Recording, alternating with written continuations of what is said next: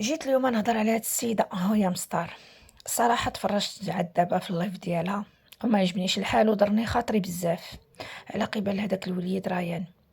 بغيت اختي غنسولك، واش هداك الوليد عنده 17 عام، وصل واحد السن اللي يمكن لك تعاتبيه؟ راه فقط طفل، راه هو طفل، راه هاد السن ديالو كيلعب وخصو يدوز الطفولة ديالو، وخصو الدراسة ديالو، وخصو بزاف د الامور.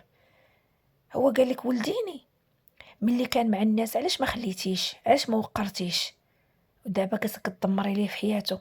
اتقي الله في نفسك، راه غادي تحاسبي على ولادك قدام الله سبحانه وتعالى.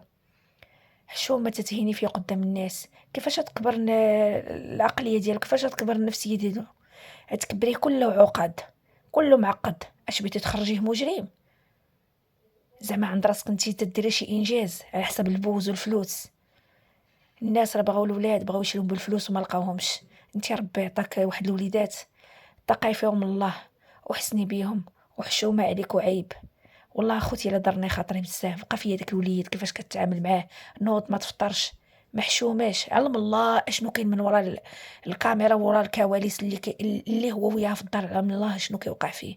كنتمنى انك تستوعبي هادشي اللي كيوقع فيك، وانك تحمدي الله، وانك تربي وليداتك تربيه حسنه، وهذاك الشيء اللي وقع معك من زمان ما يوقعش مع وليداتك. فهمتي اختي؟ حشومه. كتقولي انتي والديا ما عنديش، وانني ما تربيتش مزيان وعشت في الخيريه، وهانتي براسك انتي نفس السيناريو كتعاوديه، نفس المعاناه اللي عشتيها انتي بغيتي تعاوديها لولادك.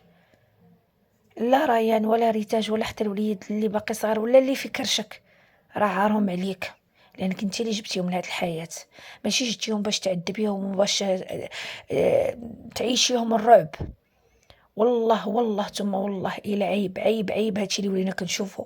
شفنا راجل، دابا شفنا مرا، زعما راكي مشهوره وراكي معروفه والناس معاونين لك عليهم، وراكي واكله بيهم هما واكله انتي الخبز. الناس كيتعاونوا معاك، ناس كيتفرجوا فيك باش توكلي وليداتك، ماشي باش تدمري لهم حياتهم وتدمري لهم المستقبل ديالهم وتعيشيهم الرعب. هذاك الوليد خصو يبعد عليها خوتي، راه هذاك الوليد كيعيش معاناة داخلية. راه عيب عليك، راه عيب عليك. سيري الا كنتي مريضه سيري عالجي راسك، راه حمقى في الزنقه وما كتلوحش ولادها. كتلقاها مسكينه مريضه وشاده وليدها ولا بنيتها، والله اخوتي الا شتا بعيني، حمقى في الزنقه وشاده وليدها وهكا ما كتلقوا حتى واحد. علاش؟ الناس راهم مرض وكيمشيو يتعالجوا وكيشربوا الدواء وكيعيشوا وليداتهم، ما قدوش عليهم، ما قدرتيش عليهم، ديهم الخيريه وباعدين منهم وخليهم يوصلوا ويبنيو مستقبلهم. راه اكثريه ولاد الخيريه راه وصلوا مناصب عليا. راه انتي بهادشي، هاد الاسلوب ديالك غتخرجي الدري في واحد الصفه اللي خايبه، وقدر انه ملي غادي يكبر غينتقم منك اشد الانتقام. راه حرام عليك وعيب عليك. حسبي الله ونعم الوكيل.